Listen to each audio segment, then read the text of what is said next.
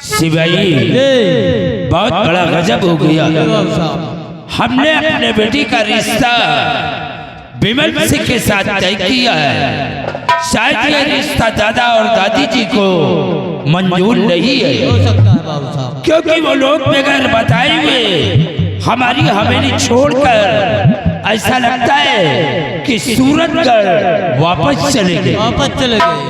और विमल भी हमारी बेटी को बना फुसला करके ऐसा लगता है कि वो सूरतगढ़ लेकर वापस चला गया। सिवाय काश अगर ऐसा कुछ हुआ तो मैं किसी के सामने मुंह दिखाने के लायक नहीं रहूंगा, क्योंकि हमने अभी शादी नहीं किया, सिर्फ रिश्ता तय किया है। चलो इसी वक्त हम चलेंगे सूरतगढ़ और चलकर पता लगाएंगे कि हमारी बेटी वहाँ है या नहीं है। चलिए बाबू साहब, देरी करने का वक्त नहीं है।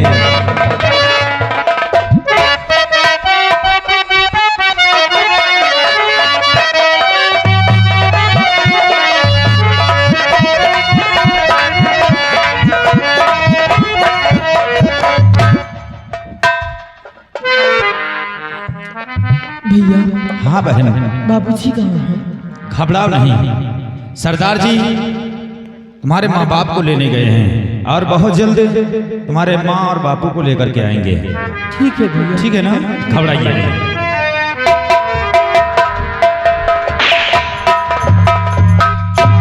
बाबूजी आप आ गए, लेकिन मेरे माँ और बाबूजी हमें बेहद अफसोस है। क्या हुआ? और शबर दिल में करो मत परेशान,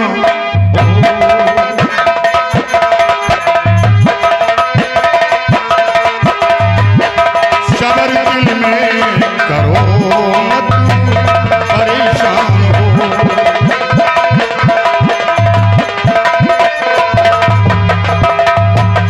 शबर दिल में करो मत परेशान हो, हर तरह से मैं बेटी मददगार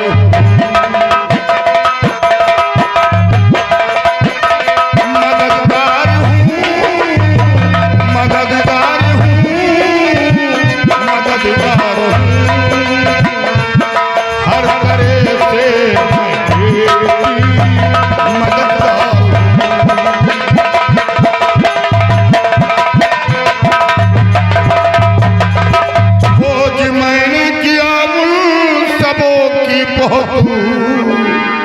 खोज मैंने किया उन सबों की बहुत, पर मिले नहीं मुझको, मैं लाचार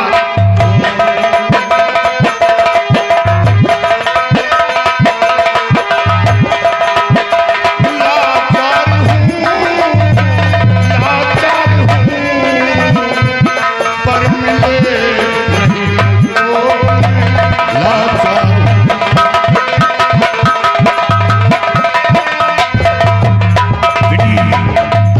तेरे माँ बाप और छोटे भाई की बहुत खोज करवाया, लेकिन कहीं पता नहीं चल रहा।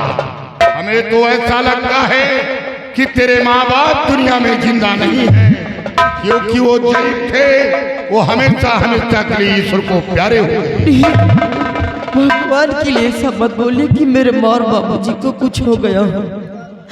अगर उन्हें कुछ हो गया तो मैं लोगों के बगैर नहीं रह पाऊंगी। तो बेटी फिर क्या क्या बता? बाबा आप मुझे सूरतगढ़ लेके चलिए। हो सकता है कि मेरे माँ और बाबूजी सूरतगढ़ चले गए हो, आप मुझे ले चलिए। हाँ, ऐसा हो सकता है कि वो लोग वापस सूरतगढ़ निकल गए हो। हाँ, लेकिन बेटी तुम पराई हो, सगी बेटी तो हो नहीं, और वो पूरा परिवार एक हो गया। तेरा ख्याल, तेरी मोहब्बत, तेरा इखलाक अपने दिलो दिमाग से निकालकर बाहर कर दिया हो, इसीलिए तेरी तलाश नहीं की गई। नहीं, कोई माँ बाप सुकून से नहीं बैठते, वो अपनी बेटी के लिए जरूर खोज करवाते हैं। नहीं बाबूजी, ऐसा नहीं है। मैं अपने माँ और बाबूजी को बहुत अच्छे तरह से जानती हूँ। बचपन से लेकर सयानी तक मेरे माँ बाप मेरी परवरिश किया है। वो लोग मुझे भला कैसे बोल सकते हैं। मेरे माँ और बाबूजी के पास बहुत बड़ी मजबूरियाँ थी कि जो मेरे माँ और बाबूजी मुझे छोड़ के चले गए, नहीं वो लोग मुझे कभी छोड़ कर नहीं जाते। हाँ बाबू, आप मुझे एक बार लेके चलिए। बेटी का दिल ही ऐसा होता है माता पिता के प्रति, मैं जानता हूँ। ठीक है, जब ये बात है तो अपने माँ बाप के बगैर नहीं रह सकती, तो मैं लेकर तुझे सूरतगढ़ चल रहा हूँ, लेकिन शर्त होगी बेटी। ओ क्या? अगर तेरे माँ बाप तुझे अपनी बेटी कबूल करते हैं, उनके हवाले कर दूंगा। साथ साथ तेरे भाई को सबक भी सिखाऊंगा, और नहीं कबूल करते तो बेटी तुझे मेरे साथ वापस आना होगा। घबराने की बात नहीं। इन्हीं हाथों से डोली में बिठाकर रुखसत करूंगा, कन्यादान भी करूंगा, आशीर्वाद भी दूंगा, पिता का हक अदा कर दूंगा।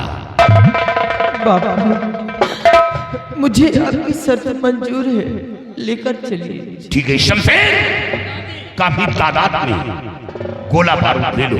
जी सरदार। क्योंकि वो इलाका कुछ और है। जी सरदार। वहां शैतानों की तरह इंसान को देखा जाता है, मैं जानता हूं। अगर ऐसा इंसान नहीं होता तो अपनी बहन को रंडी के कोठे बने। वो जरूर न जरूर शैतान है। तो काफी तादाद में गोला बारूद ले लो और सूरतगढ़ के लिए प्रस्थान करो। जी सरदार। अगर कोई दखल अंदाजी करता है तो फौरन गोली मार दो। जी सरदार जी। इसलिए कि काली सिंह का दबदबा है और दबदबा बना रहेगा।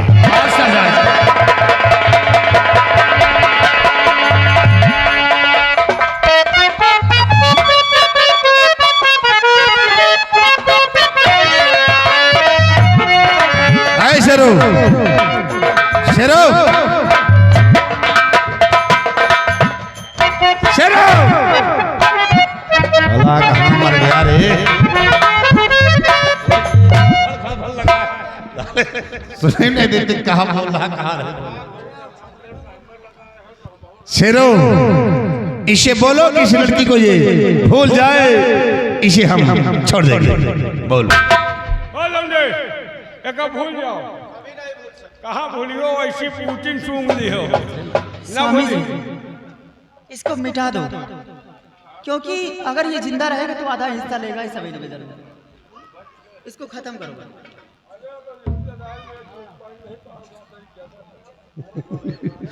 शेरो, अगर ये नहीं भूलता है तो इन दोनों को मारो। मारो। नहीं रहेंगे तो कौन गाएगा प्यार के तराने?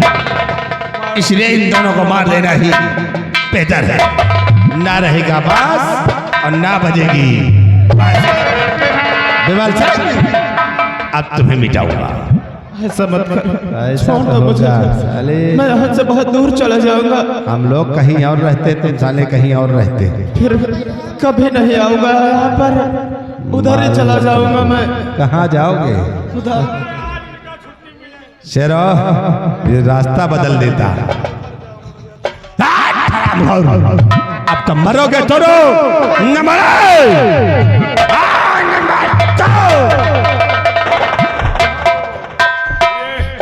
कुंभ नहा आगे हो। आओ आओ, तुम भी आओ। ये क्या कर रहा है? विमल को मारने जा रहा है? हाँ। अगर विमल को मारना है तो सबसे पहले तू मेरे को मार। गलती तो मैंने किया जो तेरे को पैदा कर दिया है। अच्छा, उसने तेरा क्या बिगाड़ा है जो इसको मारने जा रहा है? तो इसकी जमीन लेना है, इसीलिए इसे मार रहा है। जमीन लेना है तो इसके बाप की जमीन ले जिसका पेशाब पीता है।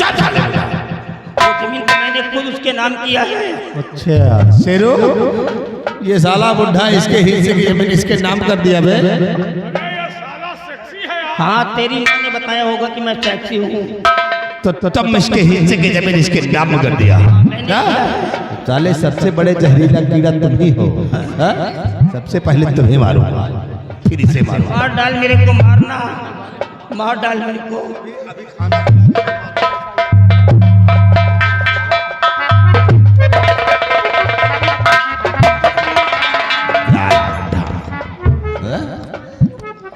शेरो, ये साला बुढ़ा आया है इन्हें बजाने के। अब सबसे पहले इसको मारेंगे, फिर इसे मारेंगे, फिर इस लौलिया को मारेंगे। नंबर 2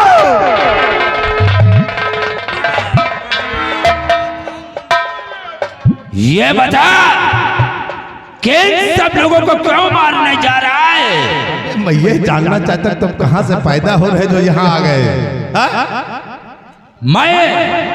मैं जूनागढ़ का रहने वाला जमींदार सोहन सिंह। ओ शेरो, ये तो वही साला सोहनवा है।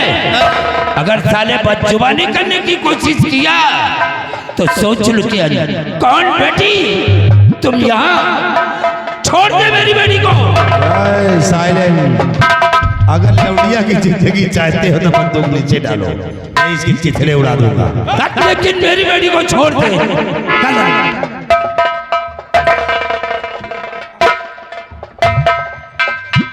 शेरू, ये साला सोहन सिंह आया है, इसे अब इसे मार, फिर इसे मार, फिर इसकी लौड़िया को उड़ा दे और मिटा दे इन सबों को। काले ने कहाँ बंदूक लगा रहा नंबर 2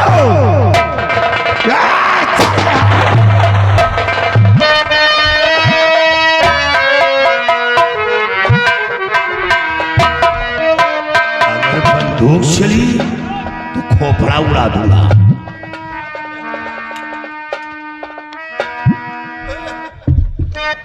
क्यों पापी धमका रहा पाजी नुक्ते हराम। खौफ नहीं खाया जरा बन बैठा सुल्तान।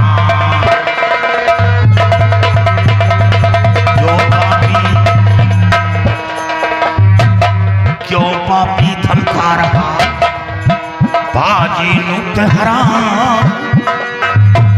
तेरे खोपड़ी का एक एक बाल लूंगा। क्यों पापी धमका रहा बाजी नुक्ते हराम। क्यों पापी धमका रहा बाजी नुक्ते हराम। खौफ नहीं खाया जरा बन बैठा सुल्तान। तो ये सभा लगी है। रुक जाओ, एक बात ये बताओ, लक्ष्मी जी के दरबार में तुम तीनों कौन झांटू हो बोलने वाले?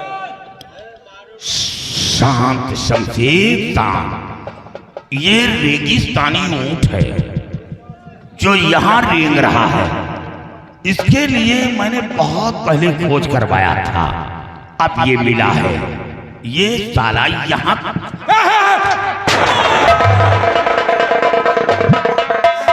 चबाइली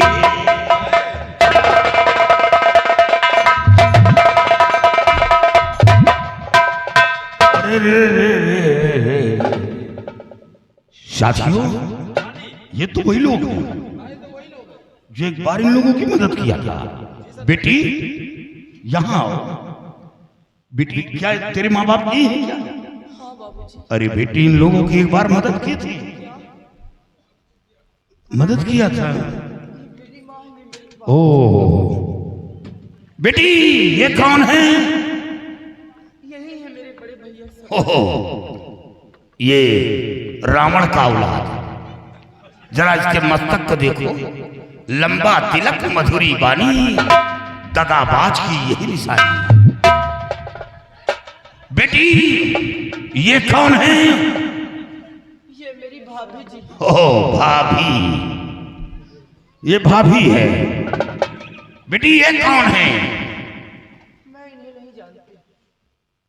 खैर छोड़। ओ, ये लड़का क्यों रो रहा है? ये कौन है? ये मेरा छोटा भाई तो छोटा भाई ये है जो रो रहा है और हाथ में हथकड़ी। ये लड़की कौन है? साथियों, इस बच्चे को खोल दो, हथकड़ी खोल दो। तो ये है अपनी बहन का सौदा करने वाला, अपनी बहन को बेचता है, बहन को बेचकर पैसा कमाता है। ऐसे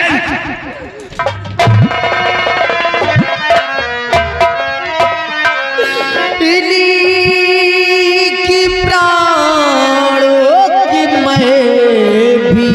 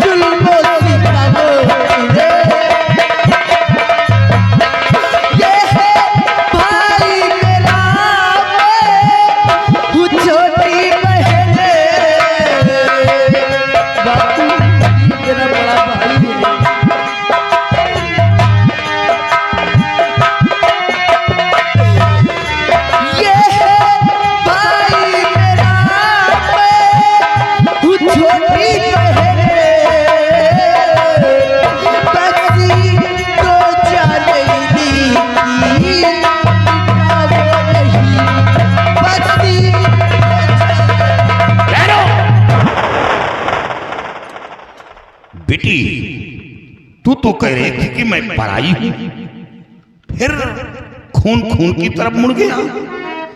मेरा वादा भूल गई क्यों? नहीं बाबा, अपने भाई को मैं नहीं मरने। ओ, भाई को मरते हुए नहीं देख सकती। हट जाओ।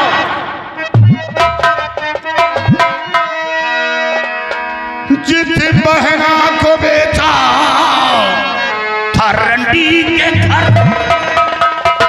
वही बहना तुझे बचाना चाहिए। तुम सबों ने मिलजुल इस पर किया, कितनी जिल्लत मुसीबत है तन पर सही।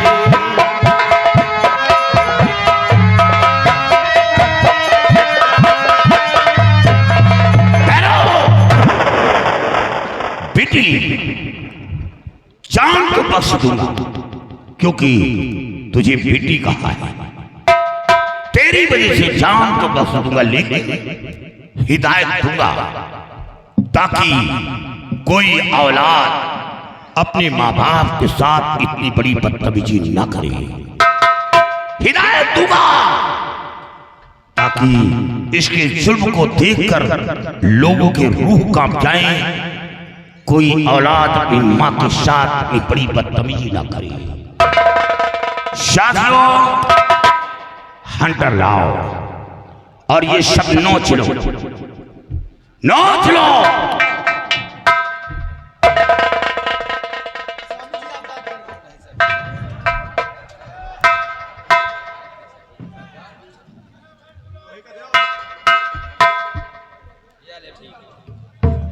नोच लो इसे।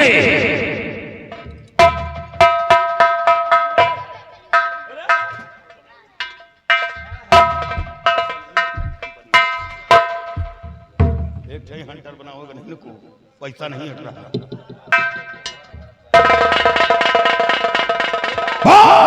मेरे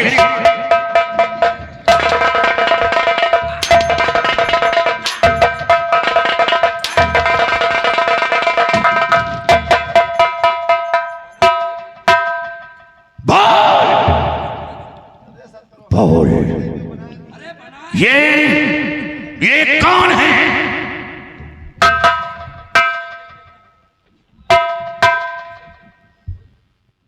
ये मेरे पिताजी। पिताजी? पिताजी इतनी आसानी से कह दिया मेरे पिताजी? अरे कमीने, पिता का मर्तबा आसमान से कई गुना ऊंचा दिया गया है। पिता का मर्तबा, और ये वो बाप है, वो बाप जब तू जन्म लिया होगा कितनी खुशियां मनाई होगी, दरवाजे पर ढोल शहनाई बजवाई होगी, सारा दिन मोहल्ले में घूम घूम कर बताया होगा कि मेरे घर औलाद आया है, मेरे बुढ़ापे का सहारा आ गया,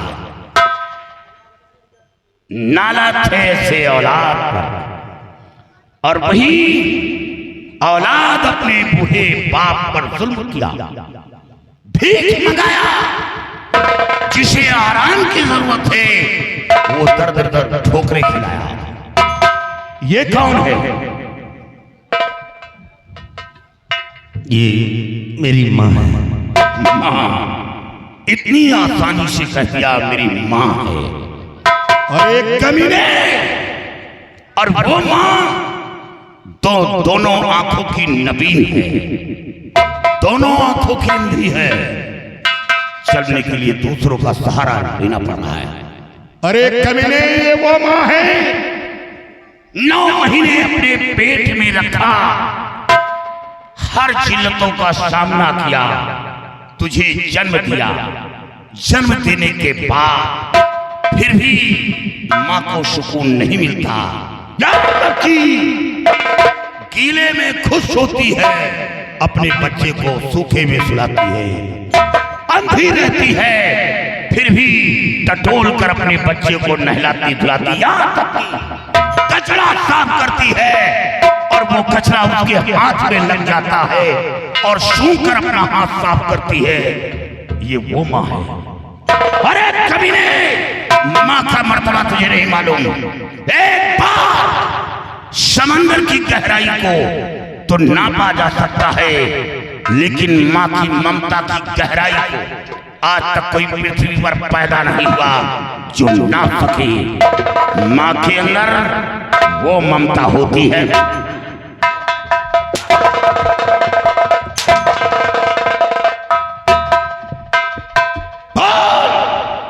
ये लड़की कौन है?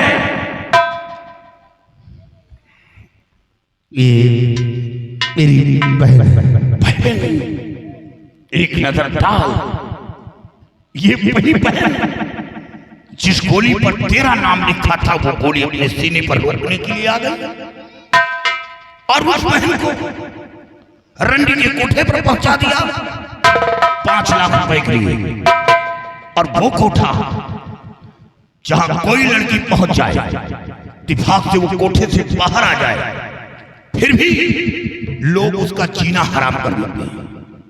जिस रास्ते से निकलती है लोग तालियां बजाते हैं, सीटी मारते हैं, भला बुरा शब्द का प्रयोग करते हैं, और उस जगह अपनी नन्ही सी बहन को पहुंचा दिया, नाना थे से भाई को। यही बहन सालाना तेरे हाथों में राखी वाली होगी, और अच्छा का वचन दिया होगा, यही वचन कि अपनी बहन को रंडी के कोठे पर भेज दिया।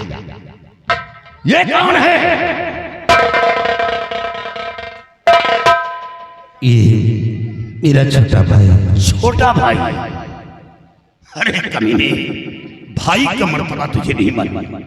जब एक भाई दुनिया से रुखसत होता है तो दूसरे भाई के पूजा का बल टूट जाता है, वो कमजोर हो जाता है, उसकी आधी शक्ति छिन जाती है।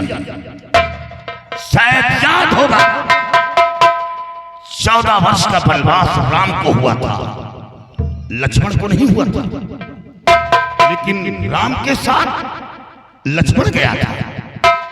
वो कौन था? छोटा भाई। छोटा भाई जो अपने बड़े भाई राम के साथ गया। और ये कौन है?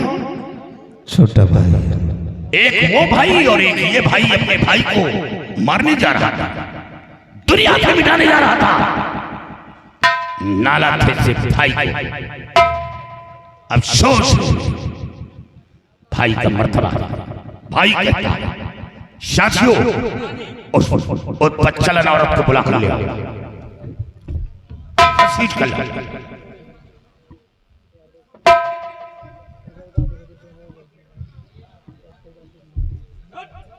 आओ आओ देवी जी। ओ, सिंदूर मांग में भरा जाता है लेकिन आधे माथ से भरी। मांग में सिंदूर आधे माथ से दिखावा कि मैं सुहागन हूं, लेकिन सुहागन का मर्तबा नहीं जानती। यही लड़की घर को स्वर्ग बना देती है और घर को नर्क बना देती है। अगर चाहे ले तो बिगड़ा हुआ परिवार एक कर दे, और परिवार एक है तो इधर से उधर कर दे। अपनी माँ के कोख से जन्म लेकर अपनी माँ का कोख गंदा किया।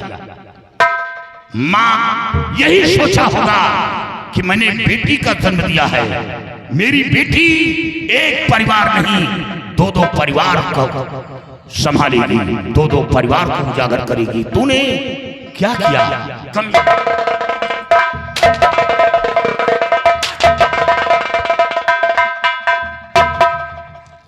जरा एक नजर डाल अपने माँ बाप पर। ये वही अंधी माँ जब डोली में बैठकर आई होगी तो ये डोली के पीछे पीछे भागी होगी और उसने कहा होगा कि मेरे घर लक्ष्मी आ रही है, लेकिन इसे ये नहीं मालूम था कि लक्ष्मी नहीं बल्कि कुलक्षणी आ गई है। तो वो नारी निकली जिस घर में कदम रखते साला झाड़ू बगैर आग लगाए जल जाए, तो वो नारी है। ये लड़की कौन है? ये मेरी ननद है। ननद का मर्तबा तो बहुत बड़ा है, बहुत बड़ा मर्तबा है। और भाग से हर भाभी को ननद मिलती है, भाग से। और एक कमीनी ननद का मर्तबा तुझे नहीं मालूम। जब कोई लड़की मायके से रुखसत होकर ससुराल पहुंचती है तो सबसे पहले ननद का सहारा लेती है। याद रखी, हर रास्ते को बताने वाली ननद होती है। आगे आगे ननद चलती है तो पीछे भाभी चलती है। इतना ही नहीं, जब भाभी के ऊपर कोई कष्ट आता है तो सबसे पहले ननद दाखिला देती है। याद रखी, अपने पति को ठुकरा देती है, अपने बच्चे को ठुकरा देती है, और खबर पाते ही वो अपने माँ बाप के घर को रवाना हो जाती है। नंगे पैरों भागती है, नंगे पैरों सब कुछ त्याग देती है अपने माँ बाप के लिए। और उस लड़की को रंडी के कोठे पर पहुंचा दिया, नाला थे सी भाभी पर। अगर चाहती तो आज ये परिवार एक डोर में बंधा होता, आज ये परिवार इधर से उधर नहीं होता।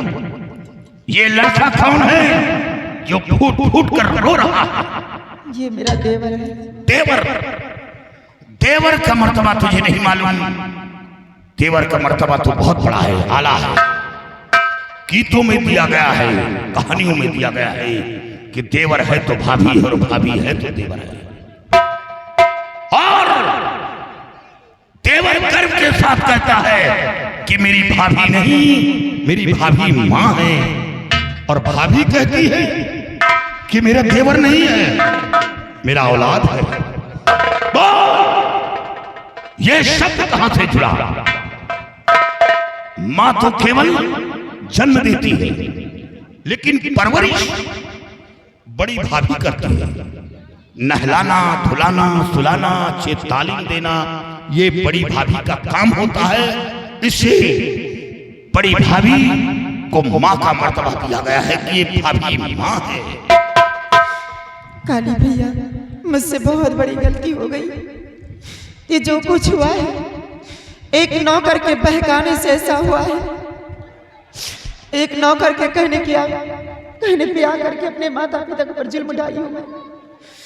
अपने बेटे जैसे देवर के ऊपर जुल्म ढाई हूँ, बेटी जैसे ननद के ऊपर। इन लोगों से माफी के काबिल तो मैं नहीं हूँ। हो सके तो आप मेरी गलती को माफ कर दीजिए। शराब साली आज माफी मांग रही है। कभी नहीं मेरे हरे भरे परिवार को बिखेर कर रख दिया, मेरे माँ बाप को चदर की भीख मंगवा दिया, उसको कुत्ते के कहने पर आकर आज तक मैं तेरे चक्कर में गुमराह था। वाकई में तो औरत नागिन है, नागिन, और ऐसी नागिन का फट कुचल देना ही बेहतर है। अगर तुझ जैसी नारी इस धरती पर जिंदा रहेगी तो न जाने कितने घर तबाह कर देगी। हरामजादी, तुझ जैसी को जीने का कोई अधिकार।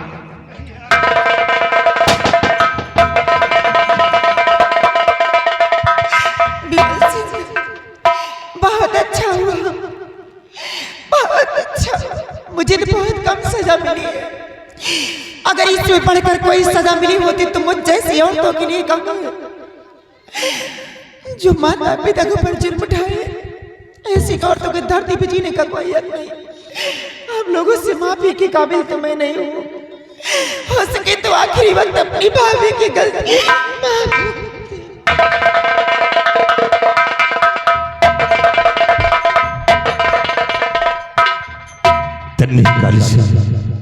आज जो आप इस काले लिबास में कर मुझ जैसे बिगड़े हुए इंसान को आपने नसीहत दिया, मैं आपका सदा आभारी हूँ।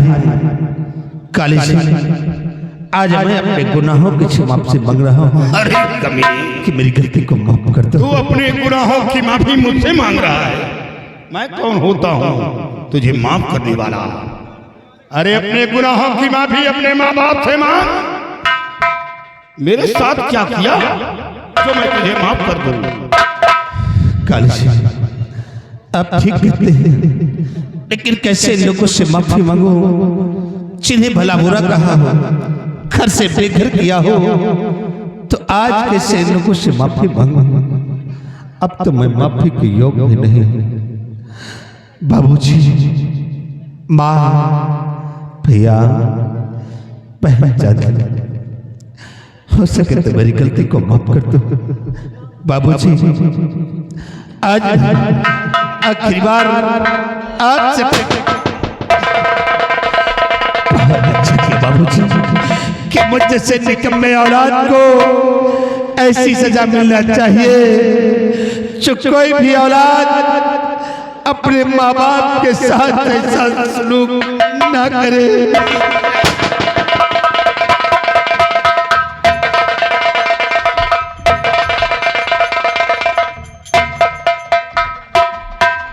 दादाजी जी, ये आपने क्या किया? अपने बेटे को जान से खत्म कर दिया। बहुत बड़ी गलती किया जो मैंने इसको खत्म कर दिया। अगर यही बंदूक बहुत पहले उठाया होता तो शायद मेरा घर बर्बाद नहीं होता। वो मेरा बेटा था जो हमारी बिटिया को रंडियों के कोटे पे पहुंचा दिया। 200 बीघे का जमींदार मैं हूँ। भीख मंगवाया, मुझसे भीख मंगवाया, गली गली के टुकड़े खिलाया। वो मेरा बेटा था, वो मेरा बेटा नहीं था। अगर यही कारतूस इसके सीने में पहले डाल दिया होता तो शायद आज सब कुछ मेरा बच जाता। मेरे घर को बंटा ढार कर दिया, वो मेरा बेटा नहीं था।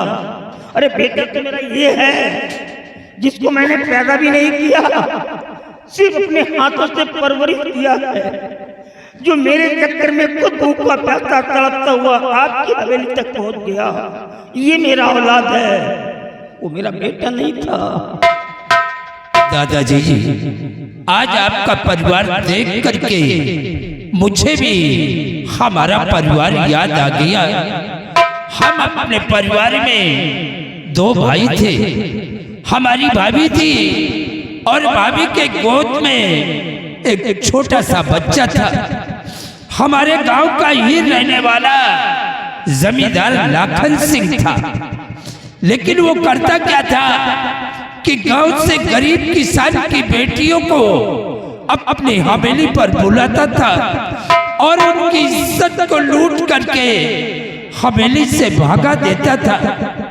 ये बात हमारे भाई को बुरा लगा। उन्होंने लाखन सिंह के खिलाफ आवाज उठाया, लेकिन लाखन सिंह उसी लड़की के खून के इल्जाम में हमारे भाई को फंसा दिया। हमारे भाई को जेल हो गया। कुछ दिनों के बाद जब वो जेल से गांव वापस आया तो गांव में लोग तरह तरह की बातें करने लगे। उन लोगों की बातों को बर्दाश्त नहीं कर सका। अब अपने बीवी और बच्चे को लेकर के ना मालूम वो कहां चला गया। भाई के जाने के बाद हमने उन लोगों की बहुत तलाश किया, लेकिन आज तक उन लोगों का कोई पता नहीं चला कि वो लोग संसार में जिंदा है या कि हमेशा हमेशा के लिए वो खत्म हो गए। आपके भाई का नाम क्या था? काली सिंह। हमारे भाई का नाम रणधीर सिंह था। क्या रणधीर सिंह? हाँ। ये क्या सुना हूं? इसका मतलब कि मेरा पिछड़ा परिवार मिल गया। क्या? चाचा जी, मैं कोई और नहीं हूं बल्कि रणधीर सिंह का बेटा काली सिंह। इसका मतलब कि अभी हमारा भतीजा चाचा जी जिंदा है। मरने से पहले माँ ने सब कुछ बता दिया था कि बेटा तेरा परिवार अभी जिंदा है। आज बेटा परिवार से एक बार हमारे सीने से लग जाओ।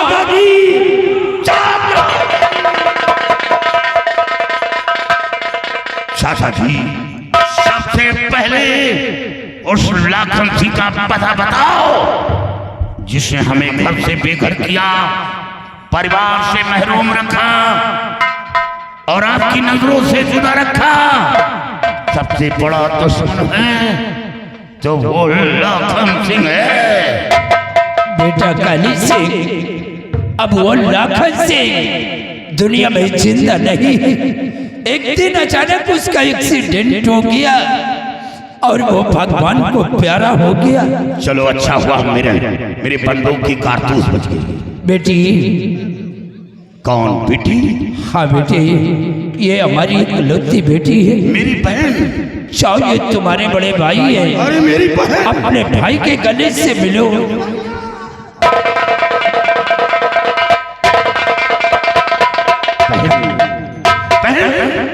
आज तक ये तेरा भाई तुझसे बहुत दूर रहा। हमेशा तेरे भाई की कलाई सुनी पड़ी गई, लेकिन नहीं, मेरी भी कलाई सही रहेगी। और हाँ, ये तेरा भाई हमेशा नारियों का सम्मान किया है, बहन बेटियों को इज्जत दिया है। आज उसी का परिणाम हमें छोटी सी गुड़िया मिल गई। बेटा काली सिंह, हमने अपने बेटी का रिश्ता दादाजी के भतीजे विमल सिंह के साथ तय किया है। ये रिश्ता तुम्हें मंजूर है या नहीं? चाचा जी, आपकी पसंद मेरी पसंद। और हाँ, यहाँ के माहौल से मैं वाकिफ नहीं हूँ जितना आप वाकिफ हैं। हाँ बेटे, क्योंकि आप मुझसे ज्यादा जानकार हैं। आओ बेटे विमल, हमारे पास आओ।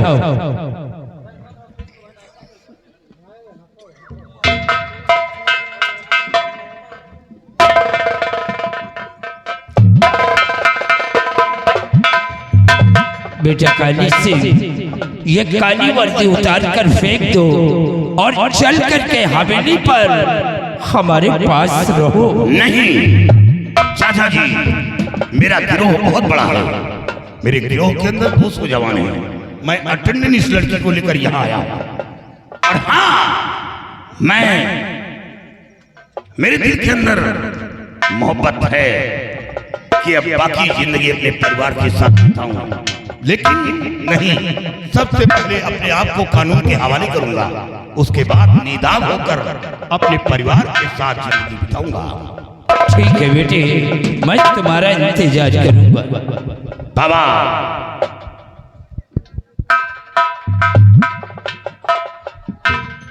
बेटे काली, वाकई में तुम इंसान नहीं हो, एक नेकी के फरिश्ते हो। आज तुम्हारा परिवार तुम्हें मिल गया, लेकिन बच्चा हमारा तो सब कुछ चला गया। हमारे नालायक बेटे ने हमारी बिटिया को ऐसी जगह पर भेज दिया कि ये जालिम दुनिया हमारी बेटी को कबूल नहीं करेगी, और एक जवान बेटी घर में बैठी रहेगी तो उसके माता पिता के दिल से पूछो क्या बीतेगी। अरे मैं तो मर जाऊंगा। नहीं बाबा, आपकी बेटी एक देवी से कम नहीं है, एक देवी के स्वरूप है।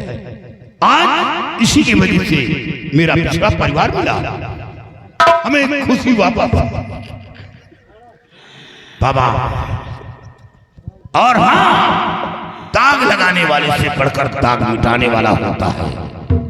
ईश्वर ने हमें सही वक्त पर उस चमेली के कोठे पर पहुंचा दिया, और हमें इसी लड़की के एवज में 4-4 लाशें, 4-4 लड़कियों को खून किया और उनके पंजे से छुड़ा कर ले आया। और चाचा जी और बाबा, हमें इजाजत दो, क्योंकि अभी अभी हमें खबर मिली है कि मेरा एक साथी था, वो बेहाल है। आप जाकर के देखिए। शमशेर, आओ मेरे साथ। बाबूजी, आपने हम लोगों के साथ बहुत बड़ी कृपा किया है, बहुत बड़ी मदद किया है। शायद आप सहारा नहीं देते तो हम दोनों प्राणी जिंदा नहीं होते। आज जो जिंदा खड़ा हूँ ये आपको श्रेय जाता है, ये आपकी देन है। कृपा करके मेरे साथ एक मदद और कर दीजिए, हमारी बिटिया की शादी करवा दीजिए। कोई अच्छा सा लड़का खोज करके हमारी बेटी की शादी करवा दीजिए, नहीं तो मैं जी नहीं पाऊंगा, जहर खा करके मर जाऊंगा मैं। ये आप क्या कह रहे हैं? वो आपकी बेटी नहीं बल्कि हमारी भी बेटी है, और बेटी के लिए कोई अच्छा सा लड़का तलाश करके हम बेटी के हाथ पीले करके बेटी को एक दिन डोले पे बिठा करके ससुराल मैं भेजूंगा।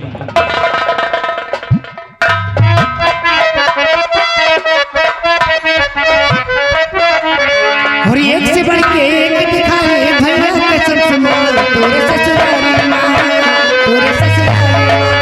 रसगुल्ला का फेल कर तो भाषण वालन पे डाल तोरे ससुरारी माँ, तोरे ससुरारी माँ। लगल भक्ति कोरा, लगल भक्ति कोरा।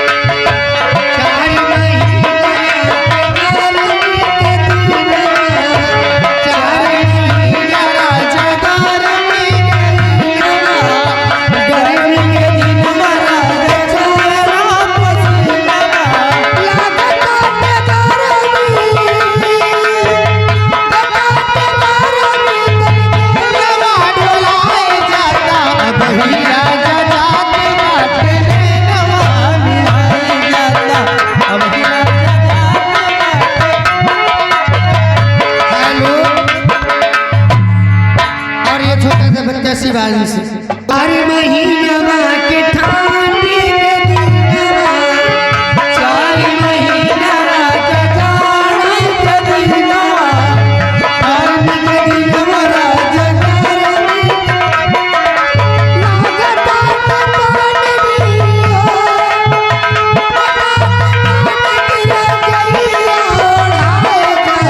अब ही राजा जात बाट नैनवा मिलाएगा अब ही राजा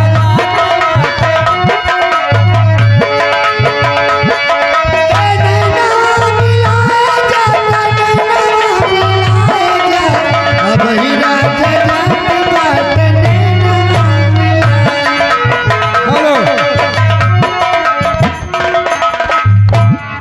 भैया घर में